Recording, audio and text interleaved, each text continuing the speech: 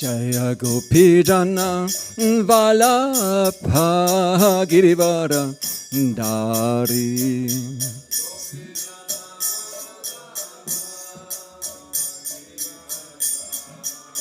Yashoda Nandana Braja Jana Ranjana.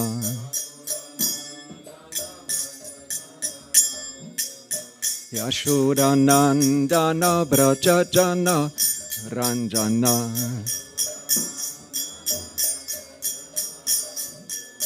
Yamuna Tiravanam Chari. Yamuna Tiravanam Chari.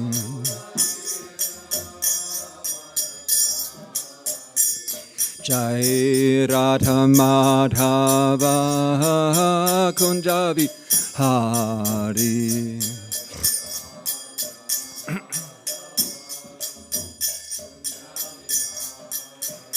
Jaya Radha Madhava Kunjabi Hari.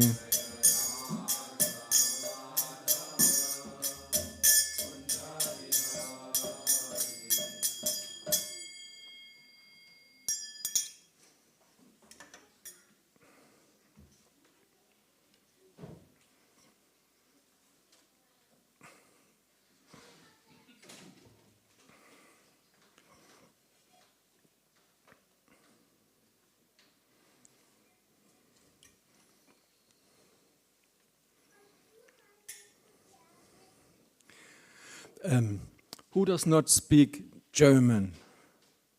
Nobody. One person only. Und wer versteht kein Englisch? 4 Hände. In Deutsch. Heute in Deutsch. Letztes Mal Englisch. So, wenn jemand übersetzen würde.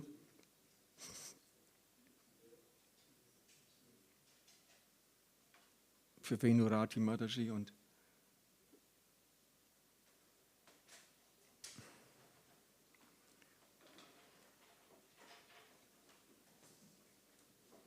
Gita Mataji, du verstehst Deutsch, ja? No.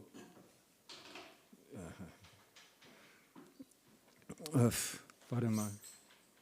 Who else was there who doesn't understand German? Huh? Okay, that's 3. Dann in Englisch. Okay, we stay in English. We stay with the English. All right, sorry.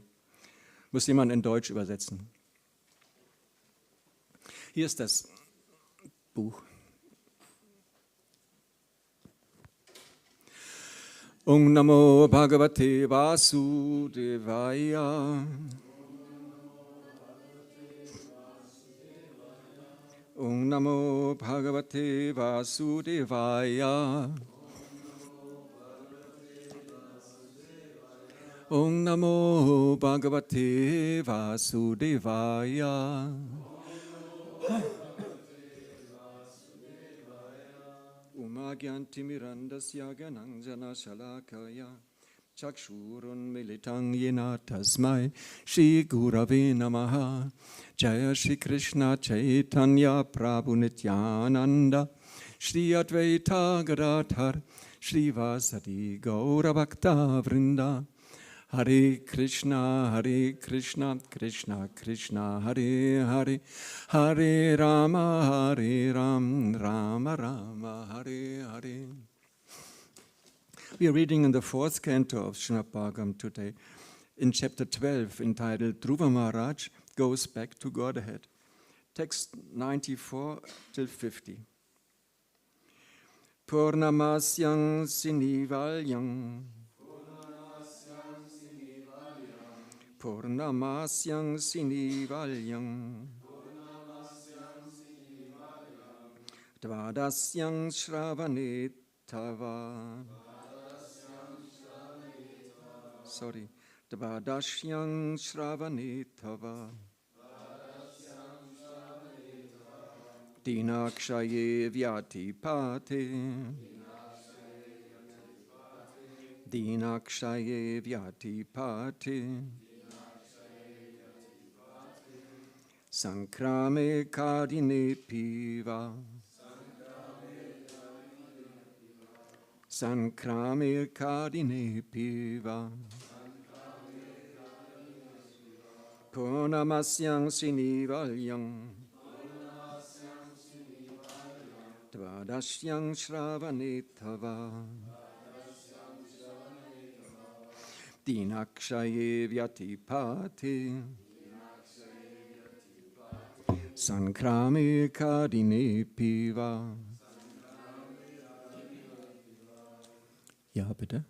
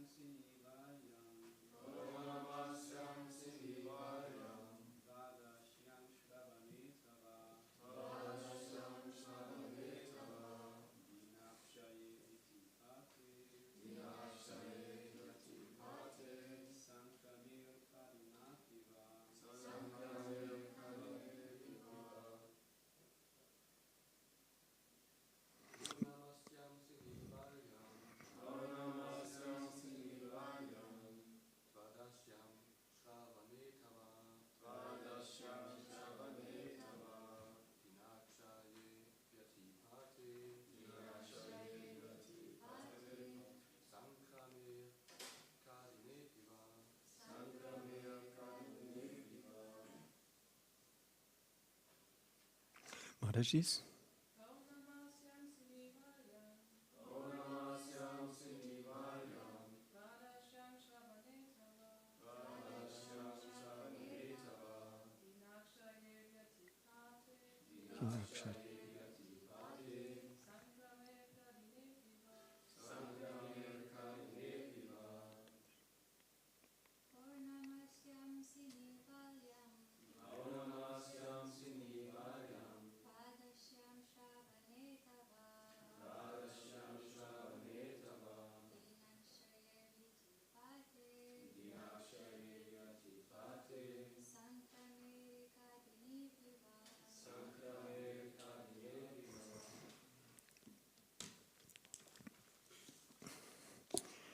I read the next verse. Shravayet Shradadhananang Tirthapada Padashraya Netshang Tatratmanatmanang Santushta Iti Sityati Purnamasyam on the full moon Sinivalyam on the dark moon Dvadashyam on the day after Ekadashi Shravani, during the Shravana star's appearance.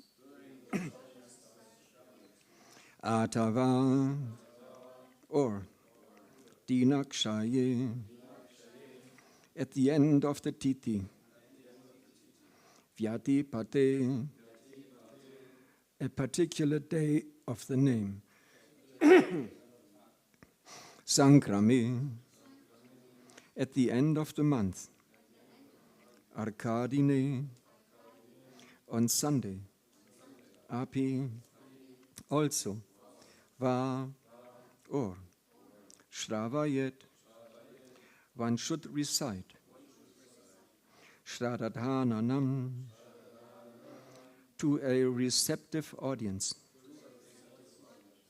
Tirthapada, of the Supreme Personality of Godhead. Pada Ashraya, take shelter of the lotus feet. Na Ichan, without desiring remuneration. Tatra, there. Atmana, by the self. Atmanam, the mind. Santushta, pacified. iti. Thus, siddhyate becomes perfect. Translation. Persons who have completely taken shelter of the lotus feet of the Lord should recite this narration of Dhruva Maharaj without taking remuneration. Specifically, recitation is recommended on the full moon or dark moon day, on the day after Ekadashi, on the appearance of the Shravana star, at the end of a particular tithi, or the occasion of Yati Pata, at the end of the month, or on Sunday. Such recitation should of course be performed before a favorable audience. When recitation is performed this way, without professional motive, the reciter and audience become perfect. Purport. Professional reciters may ask money to extinguish the blazing fire.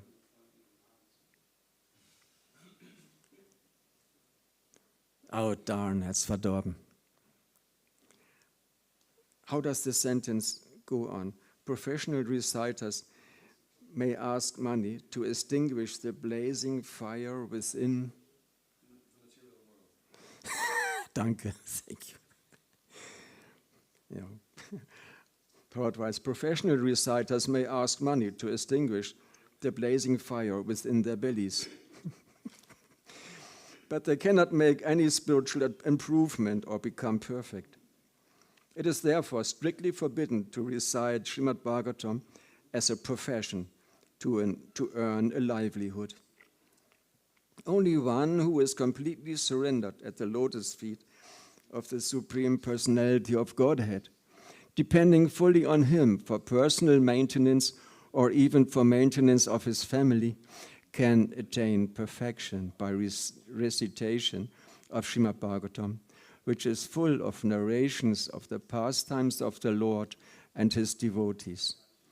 The process can be summarized as follows.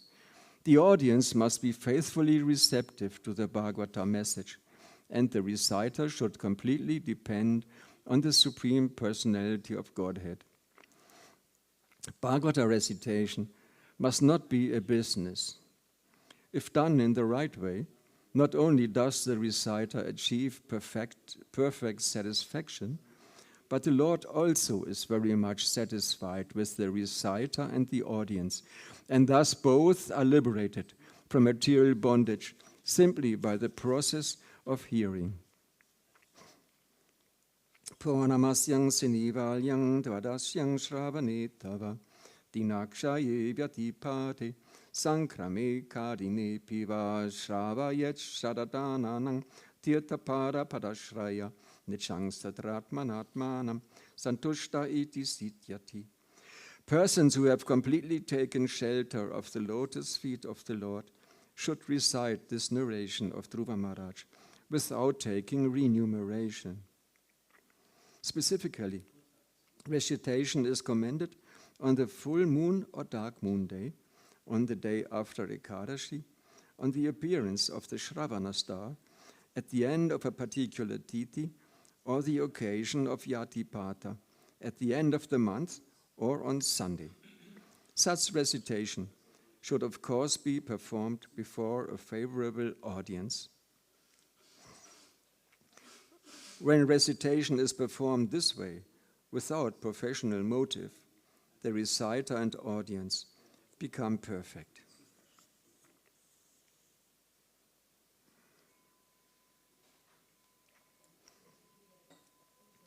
This verse refers specifically to the occasion to recite the whole story of the whole pastime of Dhruva Maharaj. We are reading as part of the Bhagavatam every day one verse. So this does not really refer to our situation. But Srila Prabhupada especially points out the last sentence. The speaker should not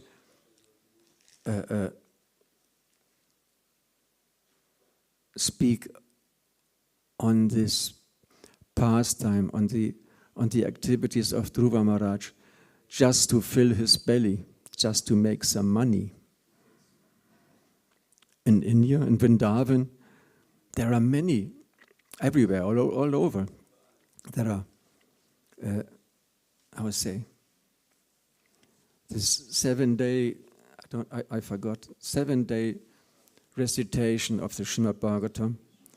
Specifically, they talk about the 10th canto, Krishna and the gopis. And the people have to pay entrance fees. And they try and they perform it in a most professional way, entertaining way. Once I saw a video, part of a video of such a recitation. The guy was sitting there and talking, and he was telling, and then Krishna and all the people in Vrindavan, they became very happy. And at that moment, his assistants, they threw sweets, and they became very happy, and yeah, and the people also became very happy. Oh, free sweets, very happy. But you don't get really happy by recitation of a professional speaker. They may cause a certain effect, like there are so many singers nowadays, so many musicians who are able to somehow stir the emotions of the public, of their audience, but it is just mundane, and it's not just mundane, it is beyond the level of normal society. They appeal to the lowest emotions of the people, and they act as if they were so free. I remember when the first rock groups started. First, I heard in the Beatles, I heard on the radio. A friend he showed me Radio Luxembourg, the Beatles singing something, and then they got let the hair grow. Then came the Rolling Stones. After that, there were the Wild Ones, and also long hair. But it was the fashion, and everybody started to let the hair grow and follow their mottos.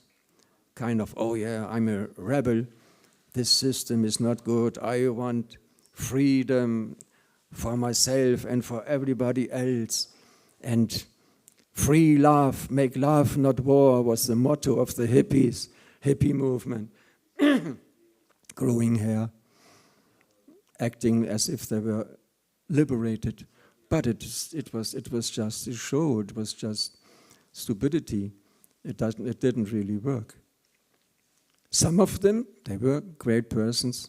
George Harrison, Paul McCartney of the Beatles also, he very much liked the devotees. Ringo Starr, I saw him together with Radhanath Swami on the photo. John Lennon, he was very critical also towards Srila Prabhupada. Okay, so these professionals, they are not able to really make their audience feel real happiness. Real happiness is spiritual happiness. Material happiness is just this material happiness is just actually the enemy of the person who's trying to gain this. Eating, sleeping, mating, defending. The more you dive into this material happiness, the more you get frustrated. It doesn't satisfy you. It's not really. It's not real happiness.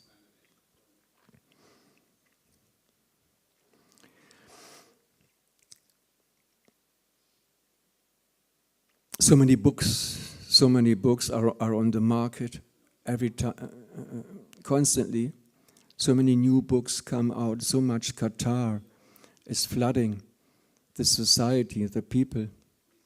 When I was young, I also read so many books. I had a long way to school. 45 minutes I was reading books, all kinds of things. But it also doesn't. It's also useless. Just gets your mind entangled in things. It doesn't. These people, what do they know? They just create some stories. They weave some stories to get some money, to become famous, to earn some money, to make some money. But what do they give to the people? Not really anything. Prabhupada also says these books without Krishna, they are just like food for the crows. They are the crows and the swans. The crows, they go to places, they like the garbage piles. The crows, it's really true, they fly there, look through the garbage, oh, maybe there is something to eat for them. And they are living on they like the garbage pile. These books, these material things, these material messages, they are like food for the crows. Whereas the swans, they live in beautiful, crystal clear waters. And the swan is able, so astonishing, a swan is able, if you give him a mixture of milk and water, the swan is able to filter the milk out of the water and take the milk, drink the milk, consume the milk. The swan is able to do that. A swan-like person, according to this comparison, is a person who is able to take the spiritual aspects of life, not just the water, not just the material aspects of life, but he is able to understand the spiritual aspects, spiritual sides of life. Krishna says in Bhagavad Gita, I am the taste of water, I am the light of the sun and the moon. If one is able, if one is ready, if one desires to experience Krishna in his life, then one can perceive Krishna everywhere. Bhaktivinoda Thakur said, material nature is like a book that shows, I don't remember exactly, it's like a book that shows us Krishna. In the material nature, we can see Krishna.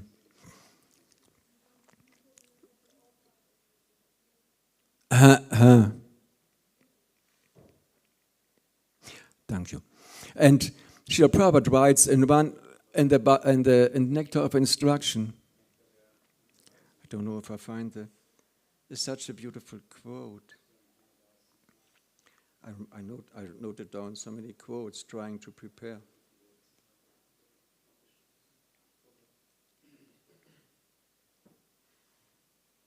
Here, I found it. Nectar of Devotion. The face of the Lord is the embodiment of beauty. What they call beautiful nature is but his smile. And what they call the sweet songs of the birds are but specimens of the whispering voice of the Lord. Bhagavatam 1:11-26. The beauty of material nature, like today we have this altar filled with these colorful, beautiful leaves that are now decorating the forest. This beauty of material nature is the smiling face of Krishna. The beautiful nature is his smile.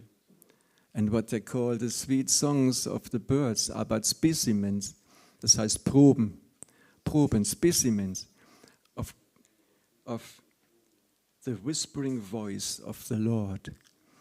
The birds, they sing so sweet, it sounds so nice when you